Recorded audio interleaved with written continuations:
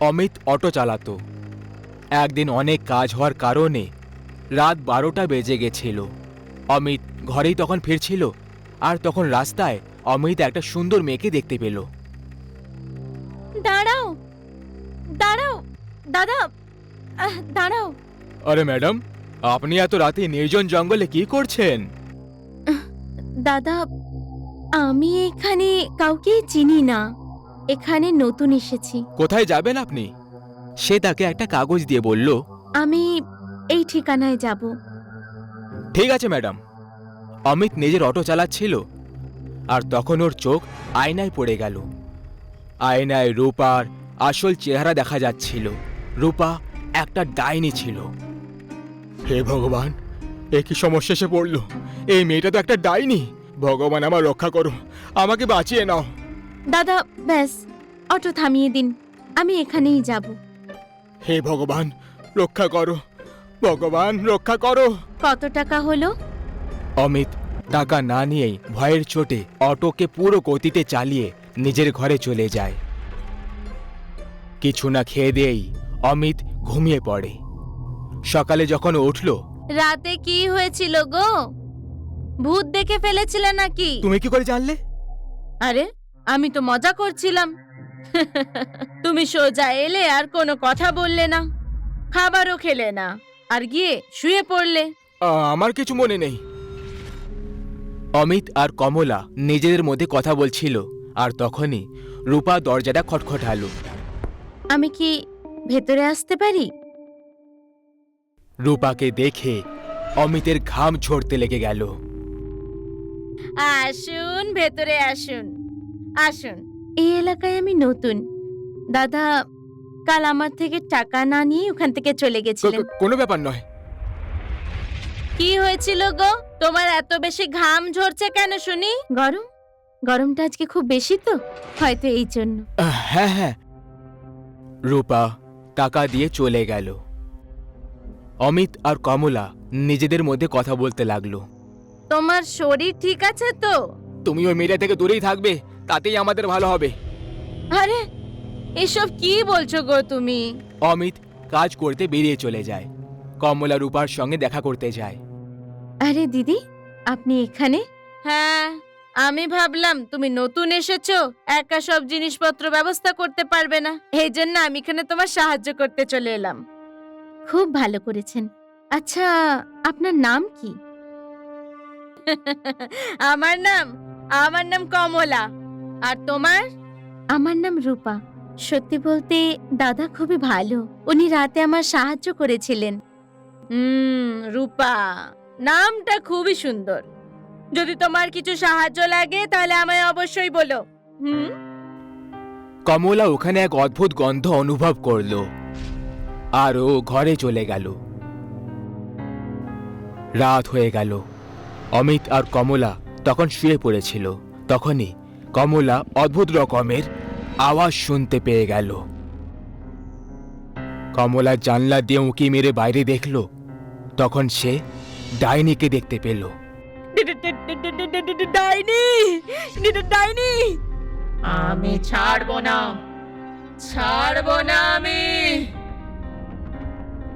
আরে ওঠো গো, আরে ওঠো না, দেখো না বাইরে কে এসেছে। ডাইনি, আমি জানতাম এটাই হবে। এখন কেউ বাঁচবে না, আমরা সবাই মারা পড়ব। কি? তুমি এটা জানতে? হ্যাঁ? কিছু না, চুপচাপ শুয়ে পড়ো।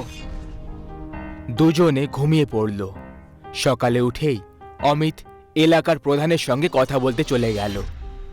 প্রধানের সঙ্গে অমিতের বন্ধু সুমিত ছিল। অমিত, কি হয়েছে? খুব ভয় ভয় লাগছো। প্রধান বাবু, আমাদের কিছু একটা করতে হবে। কিন্তু হয়েছেটা কি আগে বলবে তবে না। আমাদের এলাকায় ডাইনি রয়েছে। কাল রাতে আমি আর আমার স্ত্রী কমলা দুজন ওই ডাইনিটাকে দেখেছি। ডাইনি কিছু বলছিল?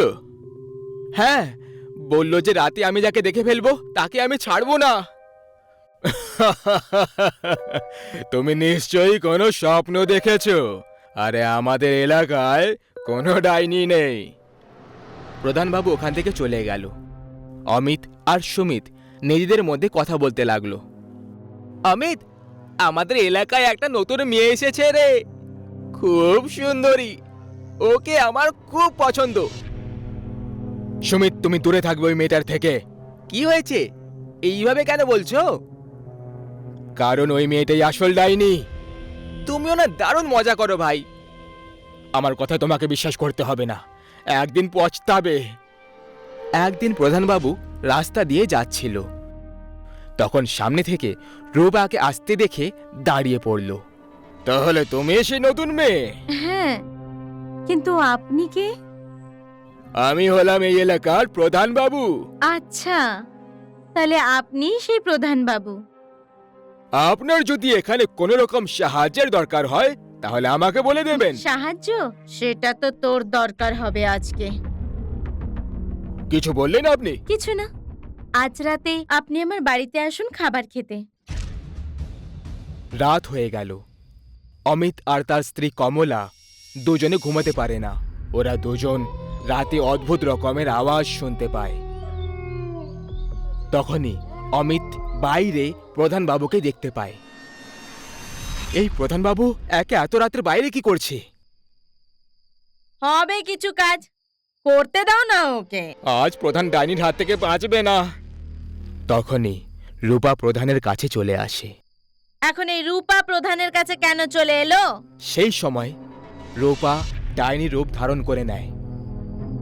হে ভগবান, রূপাই তো আসল ডাইনি। কমলা লুকিয়ে লুকিয়ে সব দেখতে থাকে। তখনই ডাইনি প্রধানের গলা ধরে হাওয়ায় চাকিয়ে ধরে।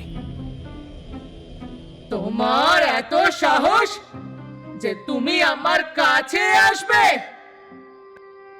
আমাকে ক্ষমা করে দাও, আমি ভুল করে ফেলেছি, আমাকে যেতে দাও। হ্যাঁ, আমি তোকে ছেড়ে দেব একেবারে চিরকালের জন্য। ডাইনি প্রধানের রক্ত চুষে চুষে তাকে মেরে ফেলে। এই সব দেখে অমিত আর কমলা খুব ভয় পেয়ে যায়। সকালে দুজনে নিজেদের মধ্যে কথা বলতে লাগে। এখন আমাদের কি হবে? এই রূপা এইভাবেই আমাদের সকলকে এক এক করে মেরে ফেলবে গো। এখন ভগবানই বাঁচাবে আমাদের সবাইকে। আমরা না এই জায়গাটা চিরকালের জন্য ছেড়ে দিয়ে চলে যাব। হ্যাঁ, হ্যাঁ, এটাই ঠিক হবে। আমি আজ কিছু টাকা ধার করে নিয়ে আসছি, কাল আমরা এই এলাকাটা চিরকালের জন্য ছেড়ে দিয়ে চলে যাব। অমিত কাজের জন্য বেরিয়ে চলে যায়। কমলা ঘরে একাই থাকে। তখনই রূপা ওখানে চলে আসে। আমার বাড়িতে চিনি শেষ হয়ে গেছে, একটু কি চিনি পাওয়া যাবে? আজ এই ডাইনি আমাকে মেরে ফেলবে, আমার রক্ত খেয়ে ফেলবে। দিদি, দিদি, কি এত ভেবে চলেছো তুমি? কিছু না রূপা, কি যেন চাই তোমার? একটু চিনি দরকার ছিল। হ্যাঁ, এক্ষুনি নিয়ে আসছি। কমলা রূপাকে চিনি দিয়ে দিল। রূপা তারপর চলে গেল। রাত অনেক হয়ে গেল। অমিত অটো নিয়ে বাড়ি ফিরছিল। আজকেও অনেক রাত হয়ে গেছে, ওই ডাইনির হাতে যদি আমি পড়ে যাই তাহলে জ্যান্ত বাঁচবো না। তখনই অমিত সুমিতকে দেখতে পেয়ে যায়। অমিত তারপর অটো থামিয়ে দিল। অমিত কিছু বলতে চাইছিল, তার আগেই অমিত ওখানে রূপাকে দেখতে পেয়ে যায়। হে ভগবান, এ তো ডাইনি রূপা। আজকে ও আমার বন্ধু সুমিতকে ছাড়বে না। আমি সুমিতকে মানা করেছিলাম, ও আমার কথা শুনলো না। যাই হোক না কেন, ওকে আমাকে বাঁচাতেই হবে। অমিত দুজনের পেছনে আসতে লাগলো। তখনই অমিত দুজনের কথাগুলো শুনতে পেয়ে গেল, আর অমিত লুকিয়ে লুকিয়ে শুনতে লাগলো। রূপা, তুমি সত্যিই খুব সুন্দর। সুন্দর? আর আমি? এটা বলে রূপা ডাইনির রূপ ধারণ করে নেয়। ডাইনি? এখন কেমন লাগছি তোকে আমি? হ্যাঁ, খুব সুন্দর তাই না? খুব সুন্দর তাই না? আমাকে ছেড়ে দাও, বাঁচাও, বাঁচাও। অমিত কিছু করতে পারত, তার আগেই ডাইনি সুমিতের গলা ভেঙে দেয় আর তার রক্ত খেতে লেগে যায়। অমিত এই সব দেখে ভয় পেয়ে তাড়াতাড়ি করে অটো নিয়ে বাড়ি চলে যায়। কি হলো গো, এত দেরি কি করে হয়ে গেল? হ্যাঁ, আর এত ভয় পেয়ে আছো কেন? হ্যাঁ, কমলা, ওই ডাইনিটা সুমিতকে আমার সামনে মেরে দিল। আমি ওখানেই ছিলাম, সব দেখছিলাম, কিন্তু কিছুই করতে পারলাম না। কি সুমিতকে মেরে দিয়েছে ওই ডাইনিটা? হ্যাঁ, এখন এই ডাইনিটার কিছু করতেই হবে, না হলে আমাদের মধ্যে কেউই জ্যান্ত বাঁচবো না। আমি একজন বাবাকে চিনি, উনি আমাদের সাহায্য অবশ্যই করবেন। অমিত আর কমলা সকাল হতেই বাবার কাছে চলে যায় আর বাবাকে পুরো ঘটনার ব্যাপারে বলে দেয়। খোকা, আমি তোমার বন্ধুদের তো ফেরত আনতে পারবো না, কিন্তু এই ডাইনিকে আমি ছাড়বো না। এখন আর একটাও প্রাণ যাবে না। বাবা, দয়া করে কিছু করুন, এর সমাধান আছে। আমি যা বলবো ব্যাস তোমরা ওইটুকু করে রেখে দিও। আমি কাল তোমাদের ঘরে আসবো। আপনি বলুন আমাদের কি করতে হবে? অনেকগুলো কাঠ জড়ো করে রেখে দিও, আর কাউকে কিছু বলবে না যে এইসব আমি তোমাকে করতে বলেছি। কমলা বাড়িতে ফিরে চলে আসে, যেমনটা বাবা ওদের বলেছিল সেইভাবেই অমিত অনেকগুলো কাঠ নিয়ে জমা করে রেখে দেয়। সন্ধে হয়ে গেল, তারপর বাবা ওখানে চলে আসে। নমস্কার বাবা। সদা সুখী থাকো খোকা। কাঠগুলোর ব্যবস্থা হয়ে গেছে? হ্যাঁ বাবা, হয়ে গেছে। রাত হয়ে গেল, বাবা পুজো করতে শুরু করে। তখনই রূপা ডাইনি হয়ে বাইরে চলে আসে। কার এত সাহস যে আমাকে ডেকে পাঠিয়েছে? আজকে আমি তার রক্ত খেয়ে ফেলবো। আমার সাহস হয়েছে, আজকে তোর শেষ দিন। তাহলে বল, তোর কোনো শেষ ইচ্ছে?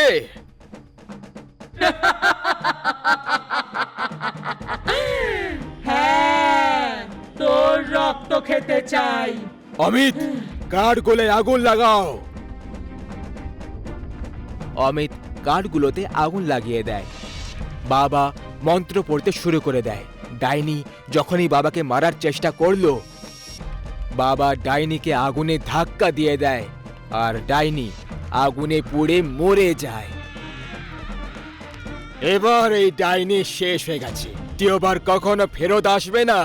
অনেক অনেক ধন্যবাদ বাবা। সেই দিনের পরে ডাইনি দ্বিতীয়বার কখনো আসেনি। অমিত আর কমলা হাসি খুশিতে থাকতে লাগলো।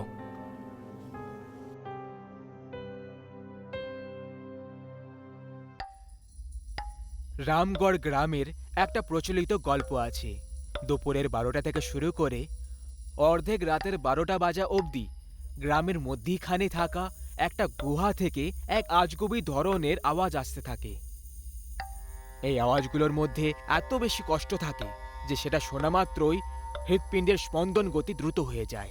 এই গুহার কাছ থেকে যারা যায় তারা প্রত্যেকেই তাদের নাম এই গুহার ভেতরে গর্জন করতে শুনতে পায়।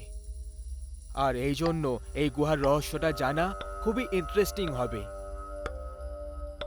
সাল 2013-র কথা, যখন দুজন প্যারানর্মাল ইনভেস্টিগেটরস অভিমন্যু আর রনিতকে এই গুহার রহস্য জানার জন্য ডেকে পাঠানো হয়। সাহেব, এই গুহার সত্যি জানা হবে খুব মারাত্মক। আমরা তো আপনাকে এখনো বলছি যে ভেতরে যাওয়ার জেদ করা ছেড়ে দিন। আরে গোপালদা, আমাদের তো এটা ডিউটি। আমাদের ডিপার্টমেন্ট আমাদেরকে যে টাস্ক দেয় সেটা তো পুরো করতেই হয়। ঠিক আছে সাহেব, তাহলে ঠিক আছে। আশা করবো যাতে আপনি তাড়াতাড়ি ফিরে আসেন। সন্ধে প্রায় 5টার সময় একদম গোপনভাবে দুজন প্যারানর্মাল স্পেশালিস্ট ওই ভুতুড়ে গুহার ভেতরে প্রবেশ করে। গত 37 বছর ধরে ওই গুহার ভেতর থেকে ভয়ঙ্কর আওয়াজ বেরোনো আর মারাত্মক ঘটনা ঘটে চলেছে। এক তো এই গুহা গ্রামের একদম মধ্যিখানে পড়ে, তাই জন্য গ্রামের লোকেদের মন থেকে এই গুহার প্রতি ভয় কাটাতেই হবে। আর এটা তখনই সফল হবে যখন ভেতর থেকে ভয়ঙ্কর আওয়াজগুলো আর মারাত্মক আকর্ষণ শেষ হয়ে যাবে। অভিমন্যু আর রনিত প্রবেশ করার পরেই গুহায় ওদের নাম ধরে রাগান্বিত আওয়াজ গর্জন হতে লাগলো। চলে যায় এখান থেকে, না হলে মরবি দুজনে। তোমরা এই যন্ত্রণার দুনিয়া থেকে বাইরে চলে যাও। অভিমন্যু আর রনিত, মৃত্যুর তারিখ আজ রাত 12টার সময়।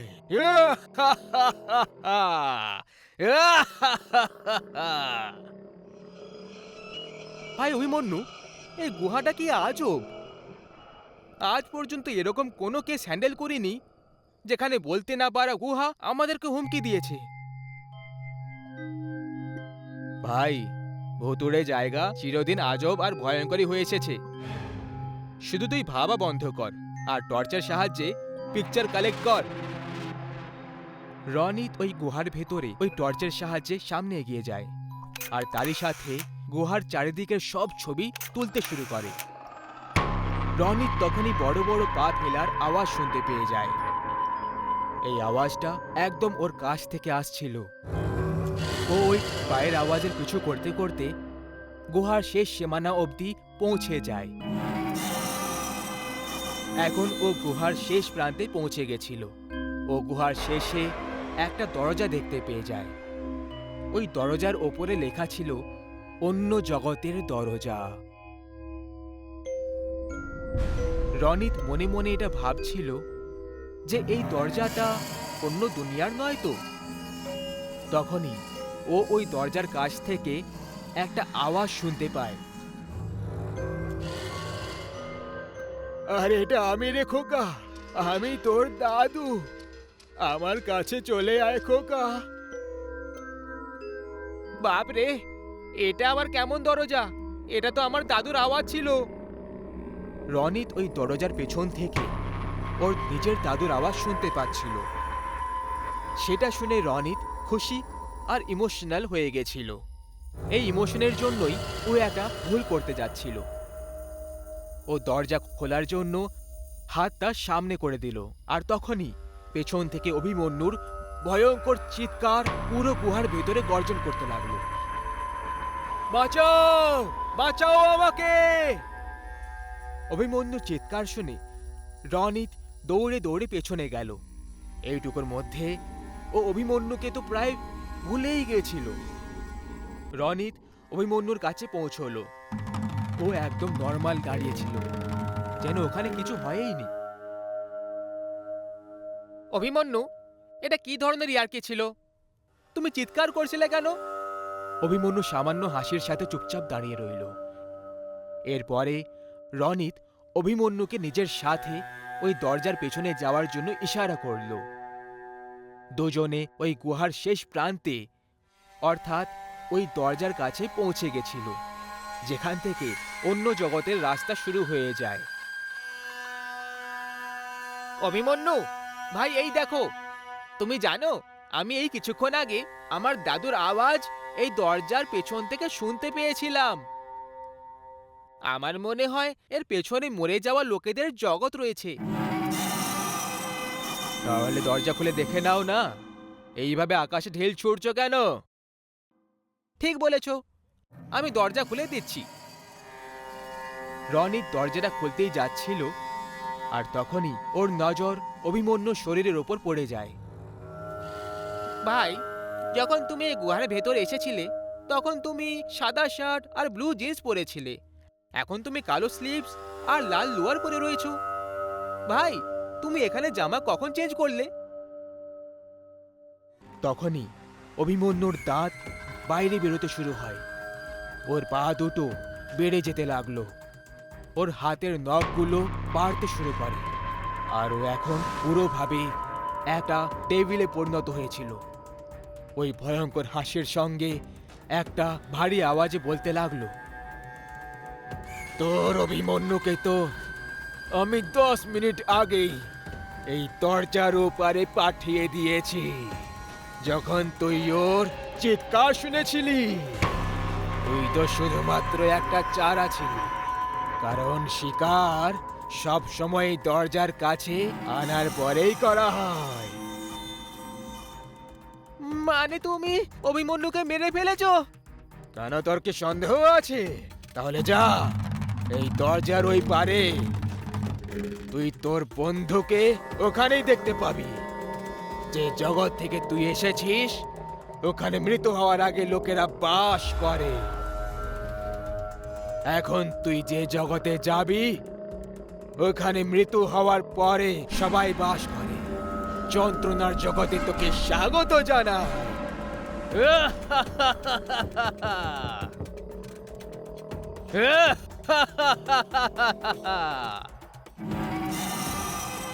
এরপর রনিত পালানোর চেষ্টা করছিল, কিন্তু সামনে ওই রাক্ষস দাঁড়িয়েছিল। এখন একমাত্র রাস্তা শুধু ওই দরজাই ছিল। ও ভাবল যে এই দরজাটা এই গুহা থেকে বাইরে যাওয়ার রাস্তা হতে পারে। রনিত ভাবল যে কোথাও ও এই দরজা দিয়ে বাইরে পালিয়ে না যায়, সেই জন্য ওই ডেভিল ওকে ভয় দেখাচ্ছে। রনিত নিজের প্রাণ বাঁচানোর জন্য আর দেরি না করে দরজা খুলে দেয়। ও দরজার বাইরে একেবারে অন্ধকার দেখতে পেল। ওই দরজার ভেতর থেকে কান্নার আর চিৎকারের আওয়াজ আসতে থাকে, একদম সেই ঠিক একই আওয়াজ যেমন মৃত্যুর পর পরিবারের সবাই কাঁদতে থাকে। রনিত ওই দরজাটা বন্ধ করার ঠিক আগে একটা লম্বা হাত ওই দরজার বাইরে থেকে এলো আর রনিতকে ওই অন্য জগতের দিকে টেনে নিল। এই কারণে রনিত খুব জোরে চিৎকার করে উঠল আর ওই ডেভিলও জোরে জোরে হাসতে লাগলো। ওই গুহার রহস্য আজ অবধি কেউই জানতে পারেনি। আজ অবধি অনেক লোকেরা গুহার ভেতরে গিয়ে ওখানে রহস্য জানার চেষ্টা করছে। যারা ওই অন্য জগতের দরজাটা খুলে দিয়েছিল তারা চিরকালের জন্য সেখানেই বন্দী হয়ে যায়, আর যারা জ্যান্ত বেঁচে গেছিল তারা হয় আত্মহত্যা করে নিয়েছে আর না হয় তারা পাগল হয়ে গেছে। ওই গুহার রহস্যটা আজ অবধি অজানা হয়ে রয়ে গেছে। আজ ৪৫ বছর পরেও সেটার রহস্য কেউই জানতে পারেনি। অনেক বছর আগেকার কথা, একটা গ্রামের কাছে অনেক বড় একটা পুকুর ছিল। গোটা দিন ওই পুকুরের কাছে অনেক লোকেরা ঘুরতে আর সাঁতার কাটতে আসতো। রাতের সময়ও ওই পুকুরের কাছে লোকেদের আসা যাওয়াটা সবসময় লেগে থাকতো। এইভাবেই পূর্ণিমার এক রাতে চাঁদের আলো পুকুরের জলে চমকাচ্ছিল, তখন পুকুরের কাছে অনেক লোক উপস্থিত ছিল। তাদের মধ্যে তনু আর মণি পুকুরের ধারে গল্প করতে করতে ঘুরে যাচ্ছিল। কথা বলতে বলতে তনুর পা পিছলে যায়। তনু পুকুরে পড়ে যায়। ও সাঁতার কাটতে জানতো না। মণি সাহায্যের জন্য চিৎকার করতে লাগলো, বাঁচাও, বাঁচাও, ওকে কেউ, শোনো, ওকে কেউ বাঁচাও, সাঁতার কাটতে জানে না। তনু আর মনির আওয়াজ শুনে ওখানের সব লোকেরা পুকুরের কাছে এসে জমা হয়ে যায়, কিন্তু রাতের সময় হওয়ার কারণে সবাই জলে নামতে ভয় পাচ্ছিল। তনু ডুবতে লেগেছিল, সবাই শুধু দেখেই যাচ্ছিল। তনু জল থেকে রেগে বলতে লাগলো, আজকে আমাকে বাঁচানোর জন্য কেউ এলে না, ঠিক আছে, কিন্তু একটা কথা মনে রেখো, মরে যাওয়ার পর যার যার ছায়া এই পুকুরের জলে পড়বে তাদের সবাইকে এই জলে প্রাণ হারাতে হবে। তনু জোরে জোরে চিৎকার করতে শুরু করলো আর ওর আশেপাশে জলের একটা ঘূর্ণিঝড় তৈরি হতে লাগলো। সবাই ভয় পেয়ে পেছনে সরতে লাগলো। ওই জলের গতি তনুকে ভেতরে টেনে নিল আর জল শান্ত হয়ে গেল। সবাই কি হয়েছে এটা জানার জন্য আস্তে আস্তে পুকুরের দিকে এগিয়ে যাচ্ছিল, আর তক্ষুনি পুকুর থেকে চিৎকারের আওয়াজ এলো, মনে রেখো, ছায়া। সবাই ভয় পেয়ে গ্রামে পালিয়ে যায়, আর সেই রাত থেকে পুকুরের কাছে লোকেরা আসা যাওয়া বন্ধ করে দিল। তারপর পুকুরের সব শোভা হারিয়ে গেল, আর ওটা একটা ভুতুড়ে জায়গা হয়ে গেল। ওই পুকুরের কিছু দূরে গ্রামে যাওয়ার একটা কাঁচা রাস্তা ছিল। সবাই ওখান থেকেও যাতায়াত করতে ভয় পেতে লাগলো। এক রাতে মহেশ আর আবির বাইক থেকে গ্রামের দিকে যাচ্ছিল। মহেশ বাইক চালাচ্ছিল, কিন্তু যেতে যেতে ও পুকুরের রাস্তায় এসে থেমে যায়। ও যে জায়গাটায় থামলো ওখান থেকে দুটো রাস্তা গ্রামের দিকে চলে যায়। আরে ভাই, থেমে গেলি কেন? চল পুকুরের রাস্তা দিয়ে। আরে ভাই, মরতে চাস নাকি? তুই জানিস না পুকুরে কি হয়েছিল? আরে কত মাস পেরিয়ে গেছে ওসব হয়ে, কিছু হয়নি এখনো অবধি গ্রামে। আর এমনি তো এটা শর্টকাট, আমাকে তাড়াতাড়ি ঘরে যেতে হবে ভাই। আরে যদি কিছু হয়ে যায় তখন? আরে কিছু হবে না আমাদের, তুই চল, ভয় পাস না, চল চল তাড়াতাড়ি চল। মহেশের ইচ্ছে না থাকা সত্ত্বেও পুকুরের রাস্তা দিয়ে ওই বাইকটা ঘোরালো। মহেশ আর আবির দুজনেই পুকুরের রাস্তা দিয়ে বাইকে চেপে যাচ্ছিল। যখনই পুকুর দেখতে পাওয়া গেল, মহেশ বারবার পুকুরের দিকে দেখে যাচ্ছিল, আর এই কারণে বাইক ঠিক করে চলছিল না। আবিরের ধ্যান মহেশের দিকে গেল। আরে কি করছিস? সামনে দেখে চালাবি তো। মহেশের জ্ঞান ফিরে যায় আর সোজা দেখতে লাগলো। সেই সময় পুকুরের কাছের জঙ্গল থেকে কিছু আওয়াজ শোনা গেল। দুজনে পুকুরের দিকে দেখলো। পুকুরের ওপরে ওরা এক ডাইনির ছায়া দেখতে পেল। দুজনে খুব ভয় পেয়ে গেল। মহেশও খুব ভয় পেয়ে যায় আর বাইক তাড়াতাড়ি চালাতে শুরু করলো। আর ও বারবার ওই ছায়াটার দিকে দেখে যাচ্ছিল। গতি আর মহেশের অন্যমনস্ক হওয়ার কারণে বাইকের সন্তুলন খারাপ হয়ে যায় আর ওরা পড়ে যায়, আর পুকুরে পড়তে পড়তে বেঁচে যায়। দুজনেই পুকুরের ধারে এসে থেমে যায়, আর ওদের ছায়া জলের ওপর পড়ে যায়। পুকুরে নড়চড় শুরু হয়ে গেল। দুজনে পুকুরে দেখলো, তখন ওরা নিজেদের ছায়ার সাথে সাথে একটা ডাইনির ছায়াও দেখতে পাচ্ছিল। দুজনে ভয় পেয়ে পালানোর জন্য উঠে দাঁড়ায়, কিন্তু ওদের ছায়া ওখানেই পুকুরে জমে গেছিল। দুজনেই প্রাণ বাঁচানোর জন্য দৌড়তে লাগলো। পুকুর থেকে ভয়ঙ্কর আওয়াজ আসতে লাগলো আর জলের ঘূর্ণি তৈরি হতে লাগলো।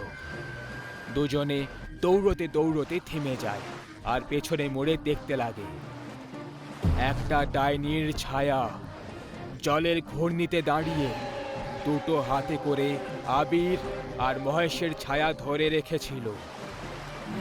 ওই ছায়া জোরে জোরে হেসে যাচ্ছিল। ও যখনই হাতে ধরল ওটা, দুটো ছায়া জলে ফেলে দিল। আর ঠিক সেই সময় আবির আর মহেশ হাওয়ায় উড়ে আর নিচে জলে এসে পড়ে যায়। দুজনে চিৎকার করতে লাগলো। আমি বলেছিলাম না, যদি কারো ছায়া এই জলে পড়ে তাহলে তাকে নিজের প্রাণ দিতে হবে। এবার তোমরা দুজন তৈরি হয়ে যাও নিজেদের প্রাণ দেওয়ার জন্য। আবির ভয় পেয়ে সাহস জুটিয়ে বলল, আমরা ভালো করে সাঁতার কাটতে জানি, তুমি আমাদেরকে ডুবাতে পারবে না, বুঝলে? তোমাকে কে বলেছে যে তোমাদের পুরো শরীর জলে ডুববে? মানে? ডাইনি চিৎকার করে ভয়ঙ্কর ভাবে হাসতে শুরু করলো। ডাইনি ছায়াগুলোকে আবার হাওয়ায় তুললো আর ওদের শরীর থেকে মাথা উবড়ে দিয়ে জলে ফেলে দিল। তার সাথেই আবির আর মহেশের মাথাটাও জলে এসে পড়ে যায়। মাথার পরে ও দুটো হাত আর দুটো পা উবড়ে দিয়ে জলে ফেলে দেয়। পুকুরের জল ওদের রক্তে লাল হয়ে গেছিল। দুজনের শরীরের টুকরো ওই রক্তের জলে ভাসতে লাগলো। আস্তে আস্তে চিৎকারের আওয়াজ শান্ত হয়ে গেল আর ওই ডাইনির ছায়া জলের সব রক্ত আর শরীরের টুকরো নিজের দিকে টানতে লাগলো। ঘূর্ণিঝড় শান্ত হওয়ার পরে ডাইনির ছায়া হাসতে হাসতে পুকুরের জলে উধাও হয়ে গেল, আর জল আগের মতো পরিষ্কার আর শান্ত হয়ে গেল। পুকুরের কিছুটা দূরে ওদের বাইকটা পড়ে রয়েছিল, যার উপরে একটা কাক একদম চুপচাপ বসেছিল। গোটা পরিবেশ শান্ত ছিল। হঠাৎ করে পুকুর থেকে ডাইনির ছায়ার দুটো হাত বেরোলো আর ওই বাইকটাকে হাওয়ায় তুলে নিল আর গ্রামের দিকে ছুঁড়ে দিল। তারপরে হাত দুটো আবার জলে উধাও হয়ে গেল। ওই হাতগুলোর কারণে ওই কাকটা ভয় পেয়ে যায় আর উড়তে উড়তে জোরে জোরে কা কা করতে লাগলো। উড়তে উড়তে কাকটা পুকুরের ওপর দিয়ে গেল আর ওর ছায়া ওই পুকুরে বন্দি হয়ে গেল। পুকুরে আবার নড়চড় শুরু হয়ে গেল আর আস্তে আস্তে ডাইনির হাসার আওয়াজ আসতে হয়ে গেল। দেখুন, আমার কথা শুনুন, এই পেশেন্টের কিছুক্ষণ পরে জ্ঞান ফিরে যাবে, ততক্ষণ ওকে এখানেই থাকতে দিন। আধ ঘন্টা পরে ঘড়িতে 11:50 হয়েছিল। হাসপাতালের সব লোকেরা এখানে ওখানে দৌড়তে লাগলো। কেউ দৌড়তে দৌড়তে পড়ে যাচ্ছিল আর কেউ একে অপরের সঙ্গে ধাক্কা খাচ্ছিল। পুরো হাসপাতালে ছুটোছুটি লেগে গেছে। পালাও এখান থেকে, তাড়াতাড়ি করো, পালাও। 12টা বাজার আগেই হাসপাতাল নির্জন হয়ে গেল। ঘড়িতে 12টা বাজা মাত্রই মুর্দা ঘরের দরজা নিজের থেকেই খুলে যায়। কারুর হাঁটার আওয়াজ এলো। মুর্দা ঘর থেকে একটা ডাইনি বাইরে বেরিয়ে, যার চুল এলোমেলো ছিল আর যার পরনে সাদা কাপড় ছিল। ডাইনি নিচে ঝুঁকে মাটিটা শুকতে লাগলো। এখানে একটা ওয়ার্ডে যে পেশেন্ট অজ্ঞান ছিল তার জ্ঞান ফিরে যায়। আরে সবাই কোথায় চলে গেলে? আরে কেউ আছে কি এখানে? তখনই পেশেন্ট কারোর চলার আওয়াজ শুনতে পায়। দরজা নিজের থেকেই ধাক্কা খেতে শুরু হয়। পেশেন্টের বেড নিজের থেকেই নড়তে শুরু করে, যেন বেডটাও ভয়ে কাঁপছিল। এটা দেখে পেশেন্টও ভয় পেয়ে গেল। কে আছে এখানে? আরে এই বেড নিজের থেকে কি করে চলে যাচ্ছে? আরে কেউ বাঁচাও আমাকে, বাঁচাও আমাকে কেউ। বেড নিজের থেকেই সিঁড়ির দিকে এগিয়ে গেল আর বেড সিঁড়ি থেকে নিচে পড়ল।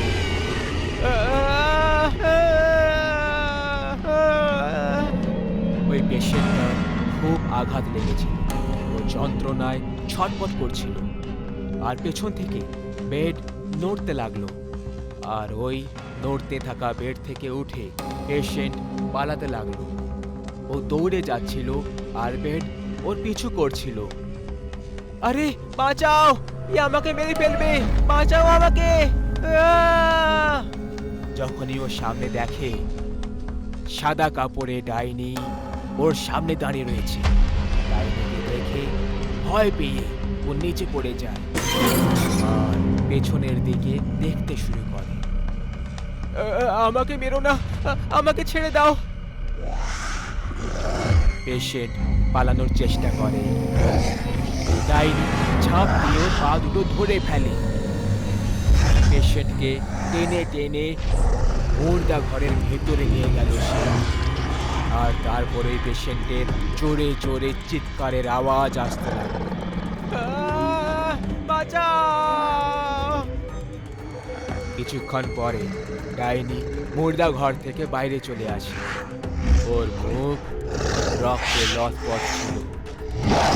ও আর কেউ আছে এখানে?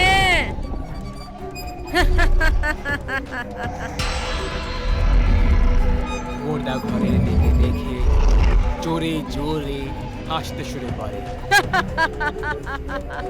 কি করে জানি না আমরা এই পেশেন্টকে হাসপাতালে ভুলে রেখে চলে এসেছি।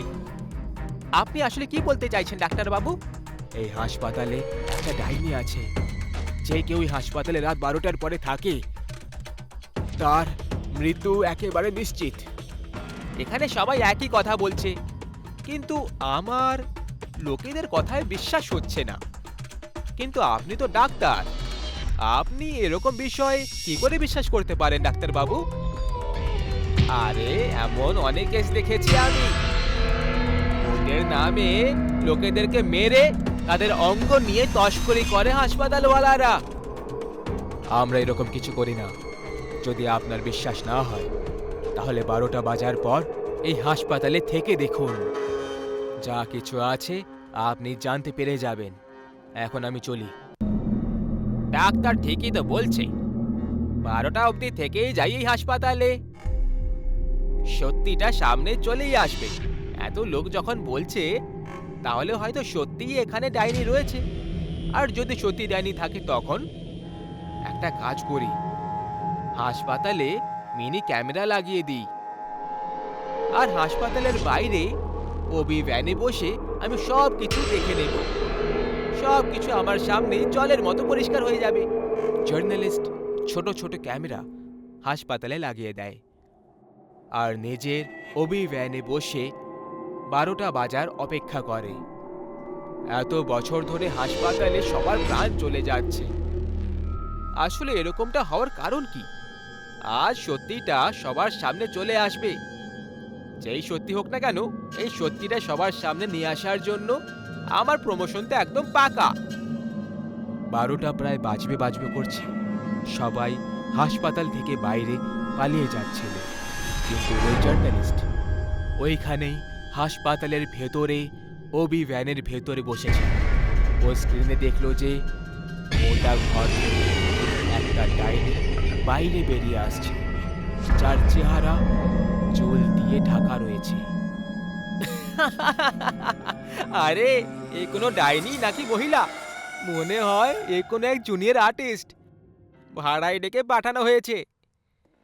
তখনই ডাইনি আস্তে আস্তে ক্যামেরার কাছে চলে আসে আর একজন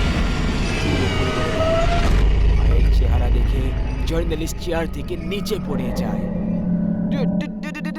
ডাইনি!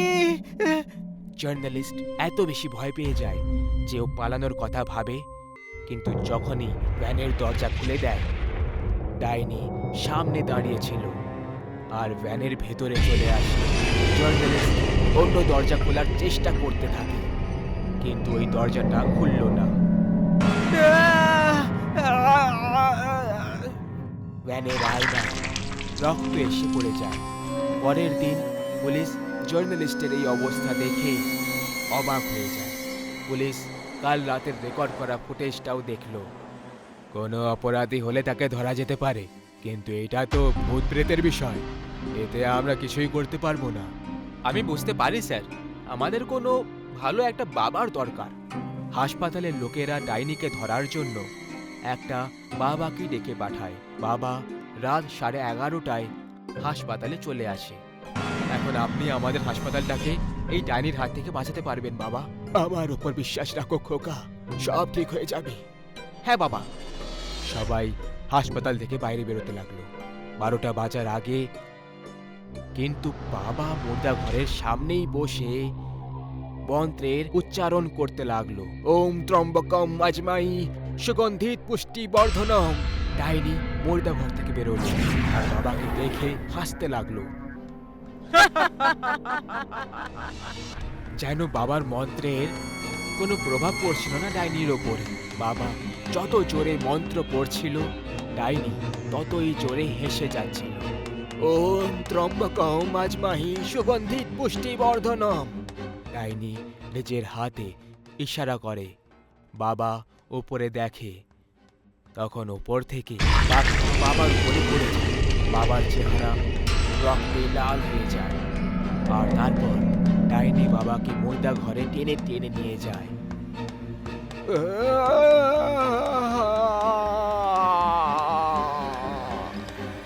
বাকিদের মতোই ডাইনি বাবাকেও নিজের শিকারে পরিণত করল।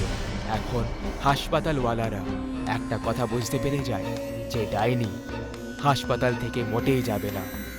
ওদেরকেই 12টা বাজার আগে হাসপাতাল খালি করতে হবে, না হলে তাদের সবার মৃত্যুর জন্য নিজেরাই দায়ী হবে। রাত প্রায় 1টা বাজে। গ্রামের বাইরে একটা পুরনো গুহা থেকে মন্ত্র উচ্চারণের আওয়াজ আসে। ওম ত্রম্বকম আর এক আজমাহি তান্ত্রিক সুগন্ধিত পুষ্টি অগ্নি বর্ধনম। প্রজ্বলিত করে। ওম ত্রম্বকম তান্ত্রিক আজমাহি না থেমে সুগন্ধিত মন্ত্র পড়ে পুষ্টি যাচ্ছিল। বর্ধনম। ওম ত্রম্বকম আজমাহি সুগন্ধিত পুষ্টি বর্ধনম। ওম ত্রম্বকম আজমাহি সুগন্ধিত পুষ্টি বর্ধনম। এই ডাইনি, আমি জানি তুই এখানেই কোথাও আছিস। আমি তোর এখানে উপস্থিতি অনুভব করতে পারছি। লুকোনোর কোনো লাভ হবে না, আমার সামনে আয়, না হলে তোর সাথে ভালো হবে না। নে, এসে গেছি আমি। চলে যা এখান থেকে। চুপচাপ এখানে বসে পড়। আমি বসবো না, তোর যা করার করে নে। হ্যাঁ, বসেছে তো নাকি? ওম ত্রম্বকম আজমাহি সুগন্ধিত পুষ্টি বর্ধনম। ওম ত্রম্বকম আজমাহি সুগন্ধিত পুষ্টি বর্ধনম। এই মন্ত্র জপ বন্ধ কর, বন্ধ কর তান্ত্রিক, এই মন্ত্র জপ বন্ধ কর। তুই এই গ্রামবাসীদের কেন বিরক্ত করছিস? ছেড়ে দে এই গ্রামটাকে। তান্ত্রিক, তুই আমার আর গ্রামবাসীদের মাঝে আসিস না, না হলে তুইও মারা পড়বি।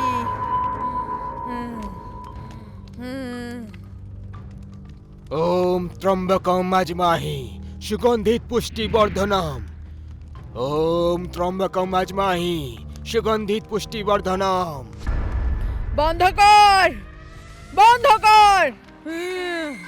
ডাইনি নিজের শক্তি দিয়ে তান্ত্রিককে এখানে ওখানে ছুঁড়ে ফেলছিল। তান্ত্রিক মন্ত্রের জপ আরো জোরে জোরে করতে লাগলো। ডাইনি নিজের হাত পা ছুঁড়তে লাগলো আর সিঁদুরটা হাওয়ায় উড়াতে লাগলো। মহাকালীর আদেশে আমি তোকে বশে করছি। এটা তুই ভালো করলি না তান্ত্রিক। এখন থেকে তুই আমার বশে থাকবি। আমি এই গ্রামকে অভিশাপ দিচ্ছি, আমি ফিরে আসব কোন এসে যে, আর এই গ্রামটাকে বরবাদ করে দেব। কেউ বাঁচতে পারবে না, একজনও বাঁচবে না।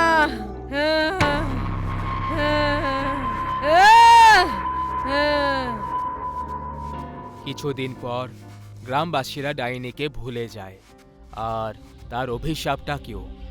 জয় নামের এক যুবক নিজের পড়াশুনো পুরো করে 6 বছর পর নিজের গ্রামে ফিরে আসছিল। পরিবারের সবাই খুব আনন্দে ছিল। আরে ভাই, তাড়াতাড়ি চলো, ট্রেন এসে গেছে হবে। চলো চলো, আমি তো কখন থেকে তৈরি হয়ে বসে আছি। কিন্তু যখন ওরা স্টেশনে পৌঁছলো তখন জয়ের সঙ্গে একটা মেয়ে ছিল। বাবা, এ আমার স্ত্রী রাখি। তুই তুই তুই বিয়ে কবে করলি? 3 মাস হয়ে গেছে। সবকিছু খুব তাড়াতাড়ি হয়ে গেছে বাবা। ভাবলাম তোমাদের দুজনকে সামনে থেকে বলবো। আমি জানি তুমি খুব রেগে যাবে, কিন্তু আমার কথা শুনে সিদ্ধান্ত নিও। কথা আলোচনা পরে করবে। বাহ, কি দারুণ বৌমা।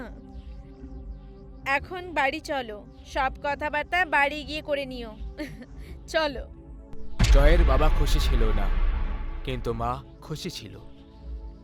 মা, আমি জানি আমি ঠিক করিনি কিছু না বলে বিয়ে করে, কিন্তু একবার বাবা আমার কথা শুনে নিলে তাহলে সে আমার সিচুয়েশনটা বুঝে যাবে। কথাটা সেটা নয় জয়, তোর বাবা অন্য কোনো কারণে চিন্তা করছে, সেই পুরনো চিন্তা। কোন পুরনোর কথা বলছো মা? সেই ডাইনির অভিশাপ, যে সে আবার ফিরে আসবে। কোন এসে যে? এরকম কিছু হবে না বাবা। ওই ঠগবাজ বাবা গ্রামবাসীদের থেকে টাকা আদায় করার জন্য মিথ্যে কথা বলেছিল। নিজের গ্রাম থেকে কত ছেলেরা শহরে গিয়ে বিয়ে করে নিল, কারোর কিচ্ছু হয়নি, সবাই খুশি আছে। তুমি চিন্তা করো না, এরকম কিছুই হবে না। এরকম কিছু না হোক সেটাই ভালো হবে খোকা। ওরা সবাই বউকে নিয়ে গ্রামে পৌঁছলো। বউ ঘোমটা দিয়ে রেখেছিল। জয়ের বাবা এখনো খুব চিন্তায় দেখাচ্ছিল। তখনই জয়ের বাবার ফোনে একটা কল চলে এলো। কি? কবে? কি করে হলো? কি হয়েছে বাবা? যেটা হওয়ার কথা নয়, যে তান্ত্রিক ডাইনিকে বশে করে নিয়েছিল সে মরে গেছে। কি? জয়ের মা নিজের ঘর থেকে একটা সোনার হার নিয়ে বাইরে চলে আসে। এটা আমি তোর জন্য বানিয়ে রেখেছিলাম, আজকের দিনটার জন্য। বৌমা, আজ তোর প্রথম দিন না? জয়ের মা বৌমার হাতে ওই হারটা দিল, আর যখনই তার ঘোমটা খুলে দেখল তখন সে ভয়ে চিৎকার করে ওঠে।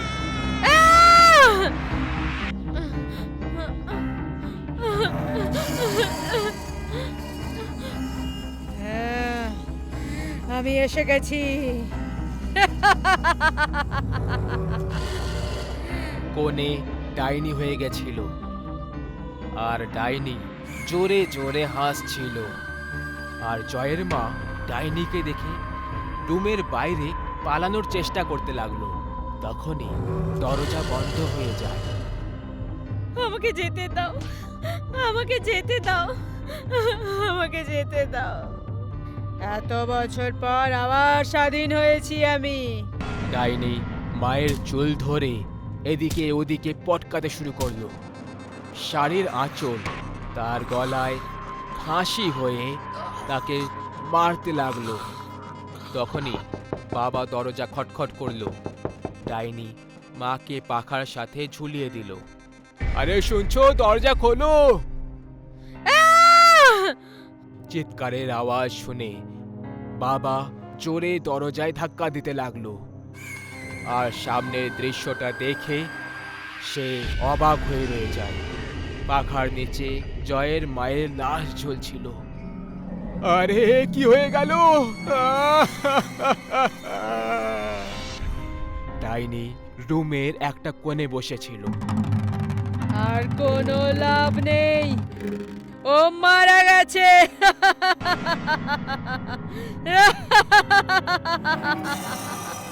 বাবা এখানে ওখানে পালাতে লাগলো। জয়ের নাম হেঁকে হেঁকে ওর বাবাও তার পেছনে দৌড়লো। জয়, জয়!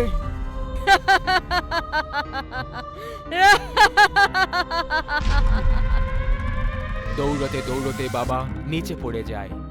ডাইনি বাবার উপরে এসে বসে যায় আর নিজের নখ দিয়ে বাবার ছাতি ফাল করে দেয়। বাবা খুব জোরে চিৎকার করে ওঠে।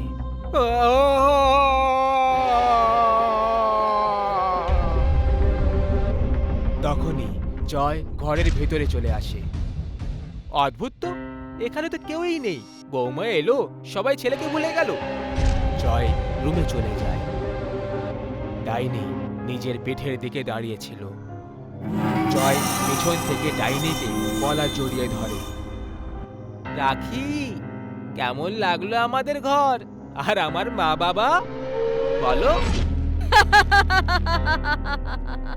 জয় আয়নায় যখন দেখে তো ও ডাইনিকে দেখতে পায়। জয় ভয়ে এদিকে ওদিকে দেখতে শুরু করে। ও ওর মা আর বাবার মৃতদেহ দেখতে পায়। তখনই ডাইনি নিজের হাতে জয়ের গলা কেটে দেয়।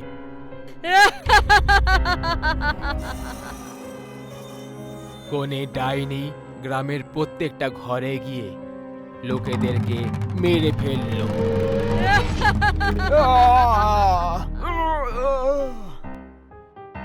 সব গ্রামবাসীরা মারা পড়ল। গ্রাম বরবাদ হয়ে গেল। আমি বলেছিলাম আমি ফিরে আসবো কোণে সেজে। এখন কেউ আমাকে বার করে দেখাও এই গ্রাম থেকে।